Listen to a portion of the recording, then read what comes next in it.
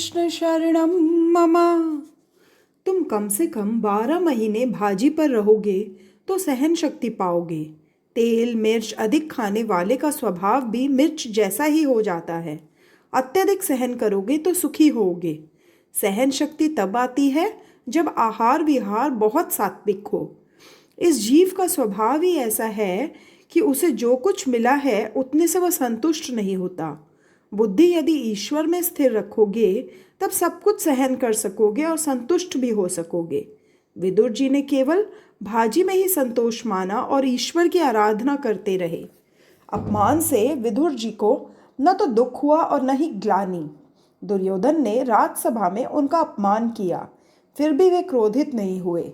विदुर जी ने सिर्फ भाजी ही तो खाई थी ना। दुख और क्रोध को पी जाने की शक्ति सात्विक आहार से प्राप्त होती है। सुखी होना है तो कम खाओ और गम खाओ। मनुष्य सब कुछ खा जाता है किंतु गम नहीं खा सकता, क्रोध नहीं पचा सकता। तुम्हारी कोई निंदा करे तो उसे शांति से सह लो। उस समय ऐसा मान लो कि वह निंदक मुझे मेरे दोषों का भान करा रहा है, मेरे पाप धो रहा है। कुछ लोगों का स्वभाव ही ऐसा होता है कि निंदा रस में डूबे बिना उनका खाना पचता ही नहीं है। इस दुनिया ने किसी को नहीं छोड़ा, सभी की निंदा की। निंदा करने वाले पर क्रोध मत करो। ऐसा मानो कि इसमें भी प्रभु का ही कुछ संकेत है। भगवान बड़े दुख से कहते हैं कि मानव कल्याण के लिए मनुष्य अवतार लेकर मैं इस धरती पर आया था, फिर भी लोगों ने मेरी निंदा की। विदुर जी भी अपमान में प्रभु की कृपा का ही अनुभव करते हैं। विदुर जी ने सोचा कि दुर्योधन मेरी निंदा नहीं कर रहा है, अपितु उसके अंदर बसे हुए नारायण मुझे कौरवों का कुसंग छोड़ने का आदेश दे रहे हैं। कौरवों का कुसंग छोड़ने की यह प्रभु प्रेरणा है। महापुरुष निंदा में भी सारा तत्व खोजते हैं। जो अच्छी वस्तुओं में अच्छाई देखे वह साधारण वैष्णव है, किंतु जो बुरी वस्तुओं में भी अच्छाई देखता है वह उत्तम वैष्णव है। प्रतिकूल परिस्थिति में वैष्णव प्रभु के अनुग्रह का ही अनुभव करता है। भगवान ने सोचा कि यदि कौरवों के साथ ही विदुर जी रहेंगे तो कौरवों का विनाश न हो सकेगा। इसलिए ही विदुर जी को वह स्थान छोड़ने की प्रभु ने प्रेरणा दी।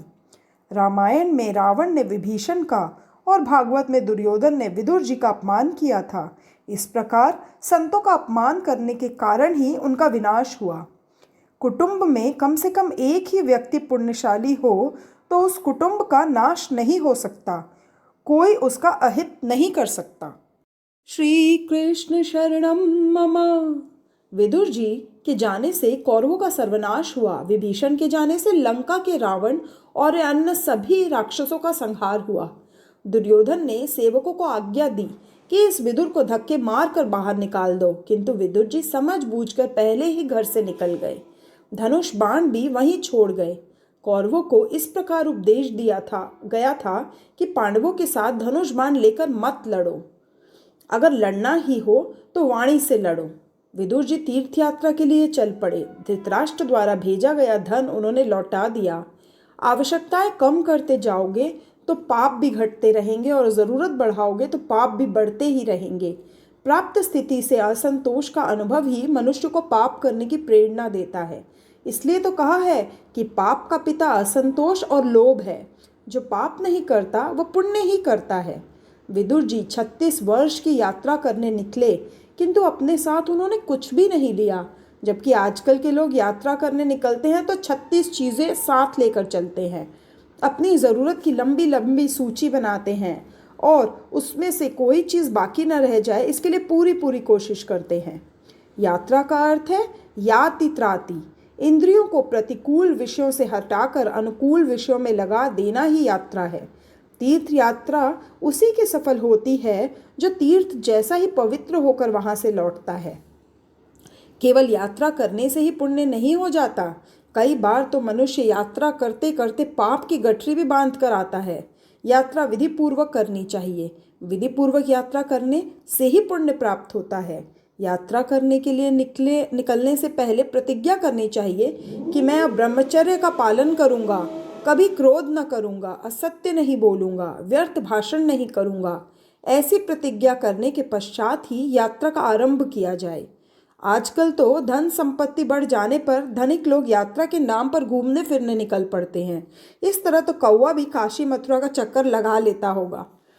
तीर्थों के सच्चे साधु संतों ब्राह्मणों की निंदा करने वालों को तीर्थ यात्रा का पुण्य प्राप्त नहीं हो सकता। साधु संतों के प्रति सद्भाव न हो तो तीर्थ यात्रा किल रहती है। गुरु शब्द का अपभ्रंश है गौर। कुछ ऐसे भी लोग हैं जो गौर को पत्र लिखकर सूचना देते हैं कि हम इतने व्यक्ति यात्रा के लिए आ रहे हैं, इसलिए भोजन आदि की व्यवस्था कर देना। तीर्थ के गौर आपके नौकर नहीं हैं। तीर्थ स्थान में विधि पूर्वक स्नान करना चाहिए, वहाँ कुल्ले करना और साबुन लगाकर नहीं नहाना चाहिए। श्री कृष्ण शरणम मम। महाप्रभु जी दुख से कहते हैं कि अतिशय विलासी और पापी लोग तीर्थ स्थान की ओर जाने लगे और वहां रहने भी लगे। यही कारण है कि तीर्थ स्थानों की महिमा लुप्त होने लगी। जब विदुर जी यात्रा करने गए तो साथ में क्या ले गए थे? कुछ नहीं, केवल कौरवों का पुण्य ही साथ में ले गए थे। सनिर्गत कौरव पुण्य लब्धवो। कौरवों का पुण्य साथ ले गए क्योंकि उन्होंने विदुर जी का अपमान किया था, निंदा की थी। तुम्हारी कोई निंदा करे, अपमान करे और तुम उसे सह लोगे तो तुम्हारा पाप उस निंदक के पास जाएगा और उसका पुण्य तुम्हें मिलेगा। तीर्थ में जाओ तो उस दिन अनशन करो, ब्राह्मणों का अपमान मत करो। सच्चे साधु संत ब्राह्मणों का अपमान करने से तीर्थ यात्रा किल रहती है। अनशन करने से शरीर की शुद्धि होती है, पाप जल जाते हैं और सात्विक भाव जागृत होता है। विदुर जी प्रत्येक तीर्थ में अनशन करते थे और विधि पूर्वक स्नान करते थे।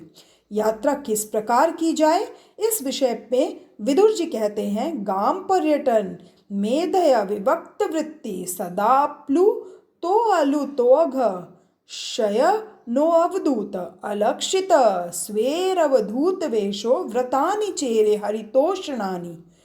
पृथ्वी पर वे अवधूत वेश में परिभ्रमण करते थे जिससे स्नेही संबंधी उन्हें पहचान न सके। शरीर का श्रृंगार भी न करते थे। वे अल्प मात्रा में बिल्कुल पवित्र भोजन करते थे। शुद्ध वृत्ति से जीवन निर्वाह करते, प्रत्येक तीर्थ में स्नान करते, भूमि पर ही शयन करते और भगवान जिनसे प्रसन्न हो सके ऐसे व्रत करते थे। संत तीर्थ को पावन करते हैं। भारद्वाज मुनि स्नान करने के लिए जाते थे तो गंगा जी 25 सीढ़ियां ऊपर आ जाती थी। गंगा जी को ज्ञात था कि और लोग तो अपने पाप मुझे देने के लिए आते हैं, जबकि भरद्वाज मुनि तो मुझे पावन करने के लिए आते हैं। अति संपत्ति अनर्थ का मूल है। इसी कारण भगवान ने सुवर्ण की द्वारिका जल में डुबो दी थी। द्वारिका में भगवान की मूर्ति मनोहर है, उसका स्वरूप अद्भुत है। देखते रहने पर भी मन तृप्त नहीं होता। द्वारिकाधीश का दर्शन लोगों को अवश्य करना चाहिए। काशी का महात्म्य भी अधिक है। काशी के प्रमुख देव है भैरवनाथ। विश्वेशम माधवम दुढ़िम दंडपाणिम च भैरवम। इस श्लोक का नित्य पाठ करने से काशी वास का फल मिलता है।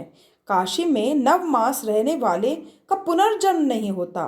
काशी के मणिकर्णिका घाट पर यह श्लोक लिखा हुआ है, मरणम मंगलम अत्र सफलम जीवनम अत्र। शिवजी ज्ञान के प्रमुख देव हैं। काशी में ज्ञान शीघ्र ही सिद्ध होता है। ज्ञान पाना चाहते हो तो तुम्हें स्मशान में रहना पड़ेगा। स्मशान ज्ञान भूमि है। श्री कृष्ण शरणम मम। स्मशान में रहने की नहीं, उसे सदा याद करते रहने की आवश्यकता है। दिन में 3-4 बार स्मशान की याद करते रहोगे तो बुद्धि में परिवर्तन होगा। कल्पना करो कि तुम काशी में ही रहते हो। यहाँ बैठकर मन से ही गंगा स्नान करो। कलयुग में तो मन से सत्कर्म करने वाले को भी पुण्य मिलता है। तीर्थ क्षेत्रों में गया जी पितृ गया प्रसिद्ध तीर्थ है। वहाँ अनेक श्राद्ध करने होते हैं। प्रथम श्राद्ध फल्गु के किनारे किया जाता है और अंतिम श्राद्ध अक्षय वट तले करना होता है, जहाँ की करार विंद तथा पादार विंद वाले बालकृष्ण निवास करते हैं। श्राद्ध क्रिया करने वाला पुरोहित किसी एक वस्तु का त्याग करवाता है और भगवान से कुछ मांगने को कहता है। पहले कुछ त्याग किया जाए, फिर उसके बाद ही कुछ मांगा जाए। जो भगवान के लिए कुछ त्याग कर सकता है उनसे मांगने का अधिकार मिलता है। अधिकतर लोग अपने जिस वस्तु से रुचि न हो उसे ही छोड़ने की प्रतिज्ञा करते हैं। खाने पीने की सामान्य चीज छोड़ने की प्रतिज्ञा अधिकतर लोग करते हैं, किंतु इस तरह साग सब्जी या फल आदि के त्याग से कोई लाभ नहीं होगा। यदि पाप और विकार का त्याग करोगे तो लाभ होगा। ऐसा कहो कि काशी विश्वनाथ के दर्शन करके मैंने काम छोड़ दिया और गोकुल मथुरा की यात्रा में क्रोध का त्याग दिया। एक एक तीर्थ में एक एक पाप छोड़ दो, एक एक त्याग करो। प्रभु के लिए अति प्रिय वस्तु करोगे तो वे प्रसन्न होंगे। काशी ज्ञान भूमि है, अयोध्या वैराग्य भूमि है, व्रज प्रेम भूमि है। व्रज रज में कृष्ण प्रेम भरा हुआ है। नर्मदा का किनारा तपोभूमि है। रेवा तीरे तपः कुर्यात। नर्मदा के किनारे पर ज्ञान वैराग्य और भक्ति तीनों सिद्ध हो सकते हैं। तीर्थ में क्रोध मत करो, तीर्थ में ब्रह्मचर्य आदि व्रतों का पालन करोगे तभी तीर्थ यात्रा का फल मिलेगा। यात्रा करते हुए विदुर जी यमुना किनारे वृंदावन आए। ठाकुर जी कृपा से तुम्हें समय मिल सके तो 4 मास वृंदावन में रहकर प्रभु भजन करो। कन्हैया व्रज में नंगे पांव घूम रहा था। यशोदा ने समझाया कि नंगे पांव वन में घूमने से कांटे कंकड़ चुभ जाएंगे, इसलिए पगरखा पहन कर जा। तो कन्हैया ने कहा कि गायों की सेवा करने के लिए ही तो मैं आपके घर में आया हूँ। गत जन्म में मैं राजा के घर में राम बनकर जन्मा था, तो मुझे किसी ने गौ सेवा का अवसर ही नहीं दिया। इसलिए मैंने सोचा कि अब भविष्य में मैं किसी गोपाल के घर जन्म लूंगा और गौ सेवा करूंगा। जब वे 5 वर्ष के बालक थे तभी से गायों को खिलाने के बाद खाने का उनका नियम था। कन्हैया ने कहा कि मेरी गायों के पैर भी तो खुले ही हैं, तो फिर मैं ही कैसे पग रखे पहन सकता हूँ। लाला के ये तो कई नाम हैं, किंतु एक वैष्णव ने कहा कि मुझे तो गोपाल कृष्ण नाम ही बड़ा पसंद है। कृष्ण ब्रज में खुले पांव फिरते हैं, अतः ब्रज रज अति पावन है। द्वारिका में तो राजा थे, अतः खुले पांव घूम नहीं सकते थे। श्री कृष्ण शरणम मम। विदुर जी ब्रज के कृष्ण रमण से पवित्र रज में लौटते हैं। रमण रेती में गोपियों की भी चरण रज है। विदुर जी कृष्ण की मंगल में लीलाओं का चिंतन करते हैं। यमुना के किनारे लौकिक बातें करना पाप है। यह भूमि अतिशय पवित्र है। श्री कृष्ण कहाँ गाय चराने जाते थे। ब्रज की लीला नित्य है। भागवत के प्रमुख टीकाकार श्रीधर स्वामी ने कहा है कि भगवान का नाम, लीला, स्वरूप, धाम, परिकर नित्य है। आज भी भगवान श्री कृष्ण ब्रज में प्रतिदिन लीला करते हैं। भगवान कहते हैं कि जगत के किसी भी स्त्री, पुरुष, जड़, चेतन वस्तु में आनंद नहीं है। तुम मेरे पास आओ, मैं ही आनंद स्वरूप हूँ। श्री कृष्ण आनंद स्वरूप है। विदुर जी ने अनुभव किया कि श्री कृष्ण गायों को लेकर यमुना के किनारे आए हैं। वह कदम्ब का वृक्ष है। वैष्णव इसे टेर कदम्ब कहते हैं। कदम्ब पर झूलते हुए श्री कृष्ण बंशी बजाते हैं और अपनी प्यारी गायों को बुलाते हैं कि हे गंगी, हे गोदावरी आओ। विदुर जी की ऐसी भावना थी कि वे लीला को प्रत्यक्ष देखे, अतः उन्हें यह सब अनुभव हुआ। गायों के बीच खड़े हुए गोपाल कृष्ण का ध्यान करो। ऐसे कृष्ण का ध्यान करने से तन्मयता शीघ्र प्राप्त होती है। इंद्रियों का विवाह परमात्मा के साथ करो, विषयों के साथ नहीं। भगवान का एक नाम है ऋषिकेश। उसका अर्थ है ऋषिक माने इंद्रियां और ईश का अर्थ है स्वामी। इंद्रियों के स्वामी श्री कृष्ण हैं। ये 5 इंद्रियां सच्चे पति नहीं हैं। इंद्रियां पति होना चाहती हैं। संसार का कोई भी रूप जब तक आंख देखती रहेगी तब तक नींद नहीं आती। इसका अर्थ यह है कि रूप आंख का पति नहीं है। विदुर जी सोचते हैं कि मेरी अपेक्षा ये पशु श्रेष्ठ है जो परमात्मा से मिलने के लिए आतुर होकर दौड़ते हैं। गाय भी कृष्ण मिलन के लिए व्याकुल हैं। धिक्कार है मुझे कि अभी तक मुझ में कृष्ण मिलन की तीव्र इच्छा उत्पन्न ही नहीं हुई है। गाय दौड़ती और मैं पत्थर सा बैठा हुआ हूँ। उनकी आंखें पेमाश्रु से गीली हो गई। ऐसा प्रसंग कब आएगा कि मैं भी इन गायों की भांति कृष्ण मिलन के लिए दौड़ लगाऊंगा। वे कृष्ण लीला का चिंतन करते हुए कृष्ण प्रेम में पागल हो गए हैं, अति तन्मय हो गए हैं। किसी भी तरह जगत को भूल जाओ और प्रभु प्रेम में तन्मय हो जाओ। सभी साधनों का यही रहस्य है। विरह जब अतिशय तीव्र होता है तभी परमात्मा से मिलन होता है। प्रभु उस समय प्रभास में थे। उद्धव को ज्ञान का उपदेश दिया, भागवत धर्म का उपदेश दिया। फिर उद्धव से बद्रिकाश्रम जाने को कहा तो उद्धव ने कहा कि अकेले जाने में मुझे डर लगता है, आप भी मेरे साथ चलिए। श्री कृष्ण शरणम मम। जीव ईश्वर को अपने पास ही रखे तो वह कभी भयभीत नहीं होगा। उद्धव को भागवत धर्म का उपदेश मिला, फिर भी उसका मन शांत न हो सका। वह भगवान से कहता है कि मैं अकेला तो कैसे जा सकता हूँ, हम दोनों साथ ही जाएंगे। मात्र निर्गुण ब्रह्म का ज्ञान कुछ अधिक उपयोगी नहीं हो सकता। सगुण ब्रह्म का सहारा लेकर ही निर्गुण ब्रह्म को पहचानना है। श्री कृष्ण ने उद्धव से कहा कि मैं क्षेत्रज्ञ रूप से तेरे साथ ही हूँ, मैं तुझ में समाया हुआ हूँ। मेरा स्मरण करने पर उसी क्षण में उपस्थित हो जाऊंगा। तो उद्धव जी ने प्रार्थना की कि बिना किसी आधार के भावना नहीं कर सकता, मुझे कुछ आधार दीजिए। तब श्री कृष्ण ने उसे अपनी चरण पादुका दी। उद्धव ने मान लिया कि अब द्वारिका नाथ मेरे साथ ही है, अब मैं अनाथ नहीं सनाथ हूँ। ये पादुकाएं नहीं, प्रत्यक्ष प्रभु ही मेरे साथ हैं। उद्धव जी का प्रभु के प्रति प्रेम इतना प्रगाढ़ था कि भगवान की पादुका में भी वे प्रभु का ही दर्शन करते हैं। उन्होंने अपने मस्तक पर पादुकाएं रख ली। मस्तक बुद्धि प्रधान है, इस पर प्रभु को बिठलाने से तुम्हारे मन में कोई विकार नहीं घुसेगा। सुखदेव जी कहते हैं, राजन, उद्धव जी बद्रिकाश्रम जा रहे थे। उनको मार्ग में यमुना जी और व्रज भूमि के दर्शन हुए। मेरे ठाकुर जी की यही तो लीला है। तीर्थ स्थान में मात्र स्नान करने से मन पूरा शुद्ध नहीं होता, वहां बसे हुए किसी भजनानंदी संत का सत्संग करने से मन और अधिक शुद्ध होता है। उद्धव जी ने सोचा कि मैं यहाँ कुछ दिन रहूंगा और किसी संत का, किसी वैष्णव का सत्संग करूंगा। वे निश्चय करते हैं कि कोई प्रभु का लाडला वैष्णव मिलेगा तभी मैं बोलूंगा, अन्यथा मौन रहूंगा। वृंदावन में अनेक साधु आज भी राधा कृष्ण की गुप्त लीलाओं का दर्शन करते फिरते हैं। यमुना किनारे रमन रेती में विदुर जी बैठे थे। दूर से उद्धव जी ने उन्हें देखकर सोचा कि लगता है कि कोई वैष्णव बैठा हुआ है और उसका हृदय प्रेम, कृष्ण प्रेम से भरा हुआ है। समीप जाने पर उद्धव जी ने पहचान लिया कि ये महान भगवत भक्त विदुर जी है और उन्होंने विदुर जी को वंदन किया। उसी समय विदुर जी ने आंखें खोली और उद्धव जी से कहा कि यह ठीक नहीं है कि आप मुझे वंदन करें। विदुर जी ने उद्धव जी को प्रणाम किया। संतों का मिलन भी कैसा मधुर होता है। 4 मिले 64 खिले, 20 रहे कर जोड़।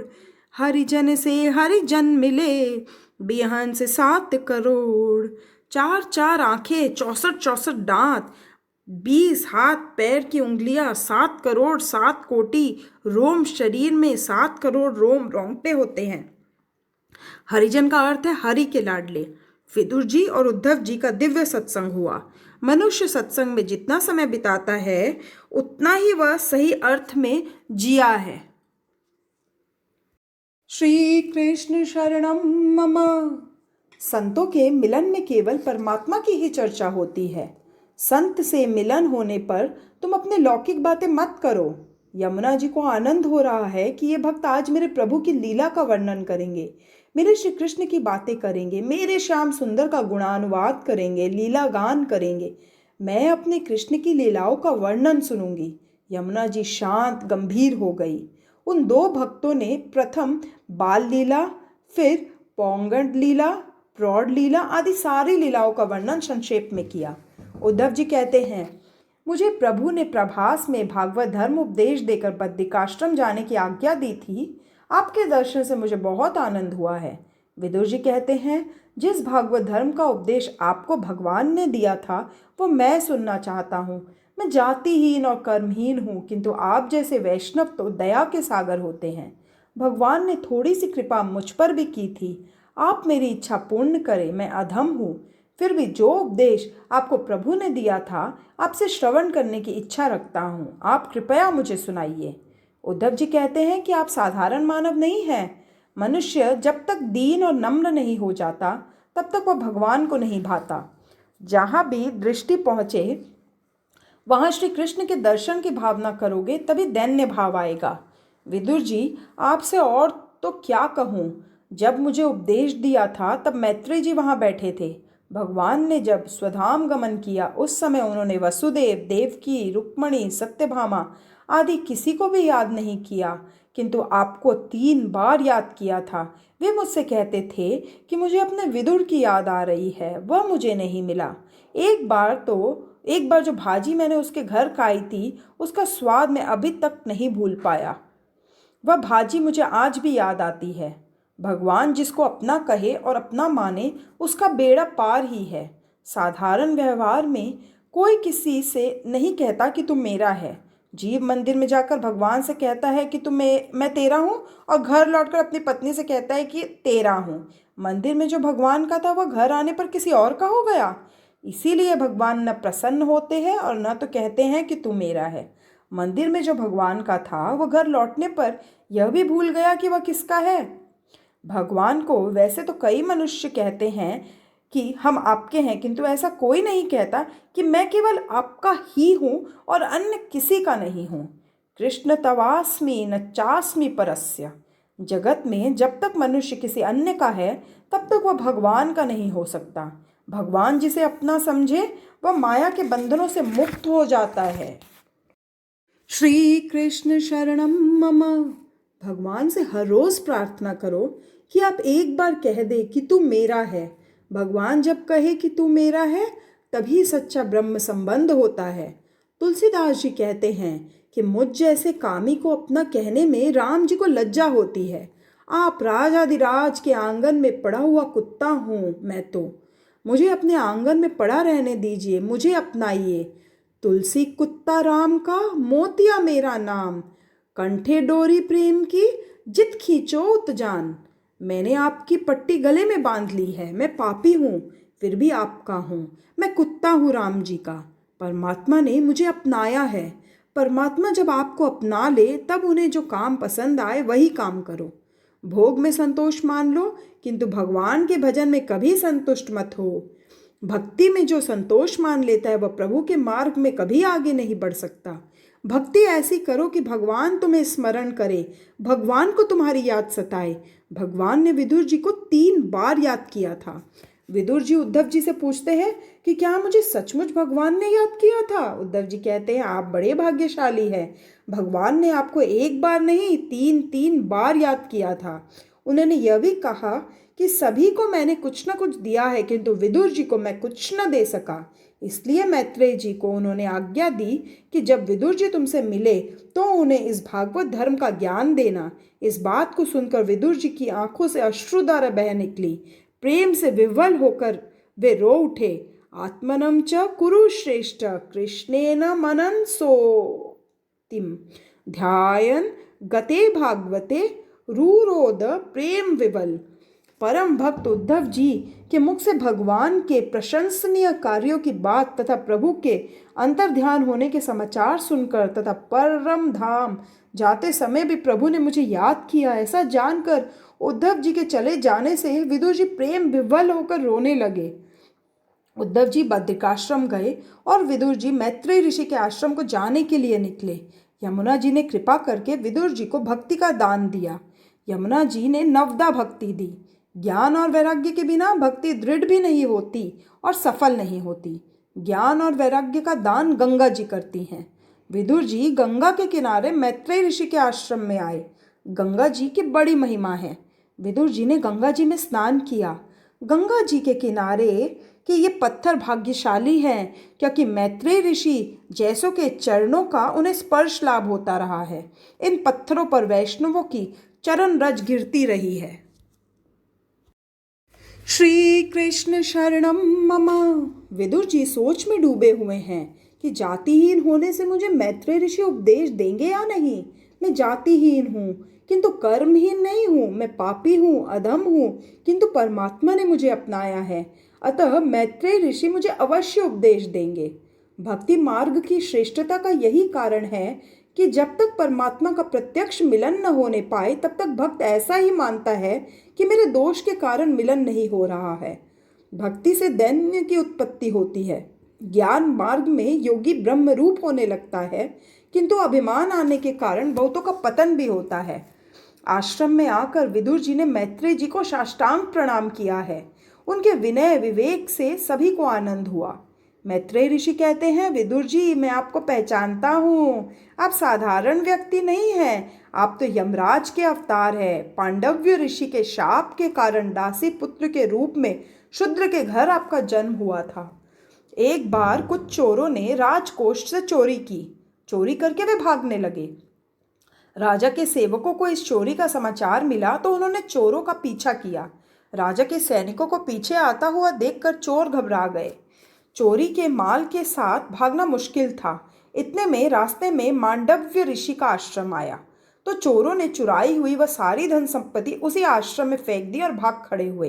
राजा के सैनिक पीछा करते हुए आश्रम में आए। वहां राजकोष से चुराई गई सारी धन संपत्ति को देखकर उन्होंने मान लिया कि यह मांडव्य ऋषि ही चोर है। उन्होंने ऋषि को पकड़ा और धन संपत्ति के साथ राजा के समक्ष उपस्थित कर दिया। राजा ने देहांत दंड दिया। अब मांडव्य ऋषि को वध स्तंभ पर खड़ा कर दिया गया। वे वहीं पर गायत्री मंत्र का जाप करने लगे। मांडव्य मरते ही नहीं है। ऋषि का दिव्य तेज देखकर राजा को लगा कि यह तो कोई तपस्वी महात्मा लगते हैं। राजा भयभीत हो गया। ऋषि को वध स्तंभ से नीचे उतारा गया। सारी बात जानकर राजा को दुख हुआ और पश्चाताप होने लगा कि मैंने निरपराध ऋषि को शूली पर चढ़ाना चाहा। मांडव्य ऋषि से क्षमा करने के लिए प्रार्थना की। मांडव्य ऋषि कहते हैं, राजन तुम्हें तो मैं क्षमा कर दूंगा, पर यमराज से पूछूंगा कि मुझे ऐसा दंड क्यों दिया। मैंने कोई पाप नहीं किया, फिर भी मुझे ऐसा दंड क्यों दिया। मैं यमराज को क्षमा नहीं कर सकता। जिसने पाप किए हो उसे डर लगता है, पापी को यमराज क्रूर लगते हैं। मांडव्य कहते हैं, मुझ निष्पाप को सजा क्यों। मैं उस न्यायाधीश यमराज को दंड दूंगा। अपने चारित्र पर कैसा अटल विश्वास। भरत खंड का एक पवित्र संत आज न्यायाधीश से ही उत्तर मांगने जा रहा है। श्री कृष्ण शरणम मम।